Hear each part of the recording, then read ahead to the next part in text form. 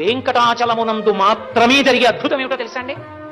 శిశువు నుండి వృద్ధుడి వరకు స్త్రీ పురుష పండిత పామర కుల మత వర్ణ వివక్ష లేకుండా ఆనంద నిలయంలోకి మీరు ఇలా వెళ్ళి చూడగానే ఒక పెద్ద రాశీభూతమైన విద్యుత్ ఎలా లాగేస్తుందో అలా ఆయన మీ మనసు లాగుతాడు. అందుకే అప్పటి వరకు అబ్బా ఏమిటోనండి అన్నవాళ్ళు ఎంత బాగున్నాడని అంటారు. వెనక్కి నడవడం జీవితంలో అలవాటు ఉండదు. తోసేస్తున్నా గోవిందా గోవిందా గోవిందా గోవిందా నువ్వు బయటకు వచ్చి కూడా ఇలా చూస్తుంటారు. తొంగి ఎలా ఉంది ఏం చెప్పనండి అంటారు.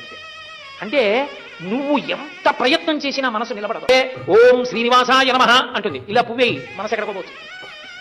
అలా వెళ్ళిపోయే మనసు ఒక్క ఆనంద నిలయం దగ్గరికి వచ్చేటప్పటికి మాత్రం మీరు వెళ్ళమన్నా వెళ్లకుండా ఆయన మీదకే వెళ్తారు. అంటే మీ మనసు మీరు పెట్టడం కాదు, మీ మనసు తను లాగుతాడు. మీరు అలా 2 క్షణాలు చూశారనుకోండి, ఆ 2 క్షణములు మీరు తపస్సు చేసి ఈశ్వర సాక్షాత్కారం పొందారని మీ జీవుడికి